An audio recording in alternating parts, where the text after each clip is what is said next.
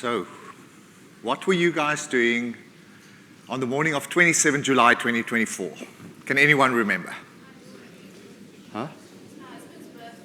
Husband's birthday there, okay. Cool.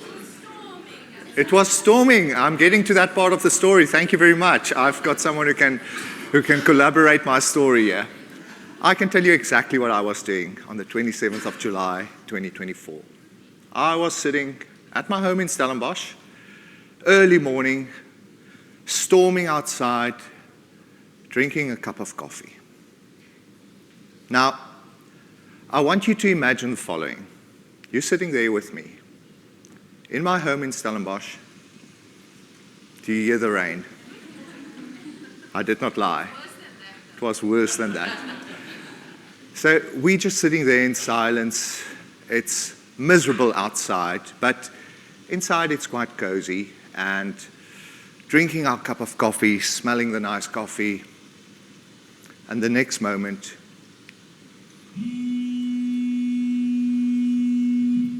I get a WhatsApp. And I open it, and it's from our IT infrastructure manager. And he says, our network infrastructure has been attacked. The popo has hit the fan. More details to follow.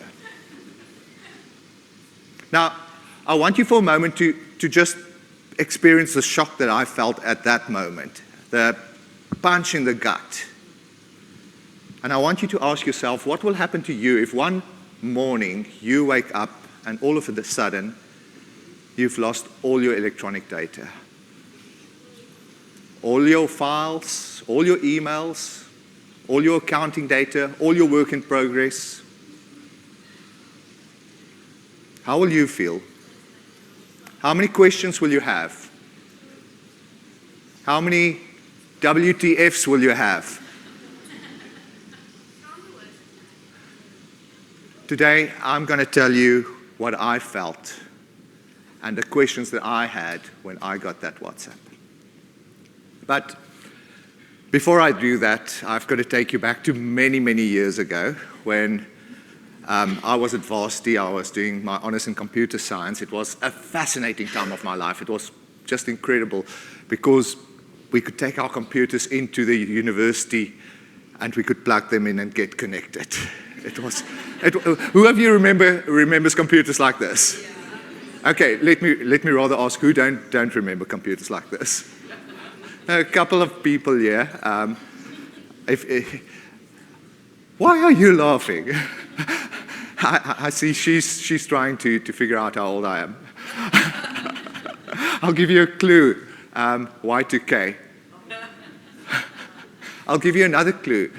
When Tertia does a Doc Fox check on me, I still had long hair at the time. Nevertheless, okay, so I did a course in cryptography in computer science, and I can still remember the very first day when the professor walked in. It was a lecture hall like this, and he walked in, and he started off, and he said, let's talk about cryptography. Imagine you have a secret, something that you have to keep safe. You've got to guard it with your life, and it's stored on your computer. Is your secret safe? I see a lot of people shaking their heads. No, your secret is not safe. Because if your computer is connected to a network, in today's terms, if it has Bluetooth, Wi-Fi, internet connection, a hacker can get in, and a hacker can and will steal your secrets. So, let's assume you unplug your computer. You kill all your connections. No Bluetooth, no Wi-Fi, nothing. Is your secret safe? See a no there. No, your secret is not safe. Because someone can come and steal your physical computer and steal your secrets. Okay, let's assume you take your computer and you lock it in a bank-grade vault. Only you have the combination, only you have the keys to that vault. Is your secret safe? A lot of people now shaking their heads. They know where this is going. Well, if you believe your secret is safe by putting your computer in a bank vault, you don't have a Netflix subscription. Okay, let's take this to the extreme. You take your computer with your secret on it. You cast it in a 10-ton block of concrete. You take that 10-ton block of concrete, you dump it in the Mariana Trench, the deepest place on the sea, in the sea. Is your secret safe? I'll tell you the answer. Probably not. Probably not. And the thing about keeping your digital secrets safe is to realize nothing is safe. And I want to repeat this. Nothing is safe. It is all about cost versus reward. A hacker will not spend 10 million rand to steal a secret that is worth 10,000 rand. So when it comes to your digital secrets, you've got to make sure that it's difficult to get to them and that it's expensive to get to those secrets. So if we look at the types of attacks and cyber threats that we see these days, who of you know about phishing attacks? A lot of hands. But do you know about spear phishing attacks? Do you know about whale phishing attacks? It is daunting. It is daunting when you see all of these attacks and you realize that this can happen to you.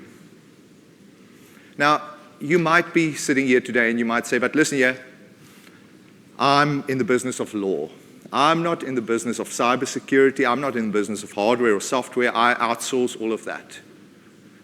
But all of us here, including me, we're in the business of data.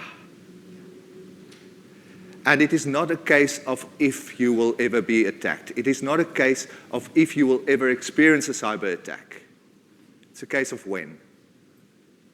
And it's a case of whether your organization will be able to recover from it. The next cyber threat is really a ticking time bomb waiting to happen. You should check under your seat because some of you are sitting on that time bomb.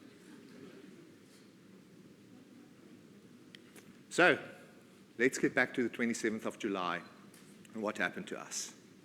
A couple of days before the 27th of July, a new vulnerability was discovered in Windows. Now, this happens all the time. Vulnerability gets discovered. Microsoft hears about it. They release a patch. You get an update on your computer. But in between the time that the vulnerability is discovered and you receive the update, you are vulnerable. Now, that's what happened here. And at the same time, a new group of hackers called Cicada 3301 emerged on the dark web. And these guys are nasty. They're terrorists. If you look at some of their targets, they target big listed companies. They target healthcare, property companies, construction companies, IT companies like ourselves. And they target law firms. And you've got to sit here today and you've got to ask yourself, am I next? So when I got this message, the pawpaw has hit the fan. Our network infrastructure has been attacked. More details to follow. After the shock, I started to run through a list of questions in my mind. And I asked myself, are we prepared for this? What do we have in place? Will we survive this? And it's the same kind of list that you should probably have in your mind when you think about your network security. The first thing I thought is, what about our software? Our development team, are they highly skilled? Are they qualified? Do they use international best practices? Lots of experience. And do they design our software from the ground up with security in mind? Security is not something that you can add to your software later on. You've got to start from the ground up.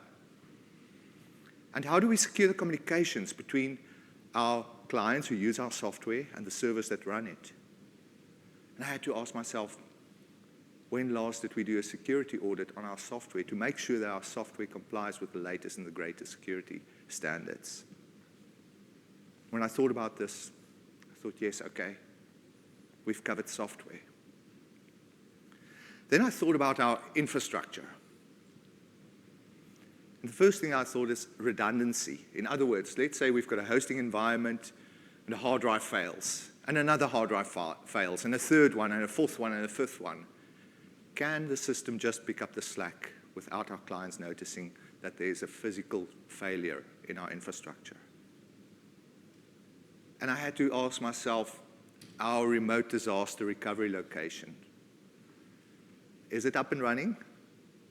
Is it more than 30 kilometers away from our main hosting site? Why? Acts of God, flood, terrorism, earthquakes. I had to ask myself, when last did we get someone from an external party to come and do a breach test on our network to check if there are any vulnerabilities? I had to think about our firewalls, both internal firewalls, external firewalls, hardware, software, AI-powered firewalls. And very important, do we have system monitoring software that will notify us the moment there's an attack? I said, yes, we've got all of that. And then I thought about our people and our processes. Just anyone here who does security training for your staff? Any firm here? It's something that you've got to think about. But I asked myself, how about ongoing monitoring? Is there someone that physically looks at our servers and our hosting environment the whole time? Do we have security and policy procedures in place? And do we update them regularly? Anyone here who does that? And our network specialists, are they really, really good? Can they defend us against the best attacks in the world? Very important, do we have an incident response plan? If something happens, how will we respond to this? And up-to-date backups. And I said yes. So, Cicada 3301, we don't know where they operate from. They're probably Russian or North Korean, we suspect. But they attacked our network and they ransomed one of our servers. And they left us a very nice note on that server and said, listen, yeah, we'll give you your data back, but pay us 11,356,000 rand. Now, I want you to think about this. That's one of our servers. In our hosting environment, we have 171 servers. So 11,356,000 times 171. I'm gonna tell you what that is. It is equal to 769,842,100,000. Listen properly, please. It's equal to a very big number. Now, unfortunately, the previous Friday, I had done a Woolies food shop, so I didn't have that kind of cash available.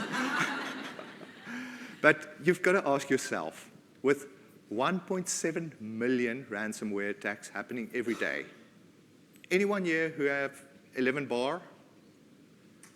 And you probably have an 80% chance that they will not give back your data. That's scary.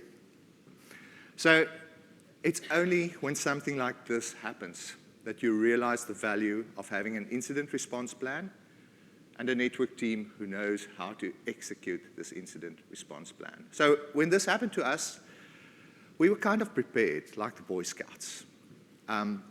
We knew how to defend ourselves against the attack.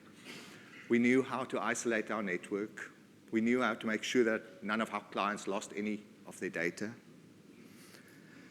And most importantly, we did not have to pay a ransom to the hackers.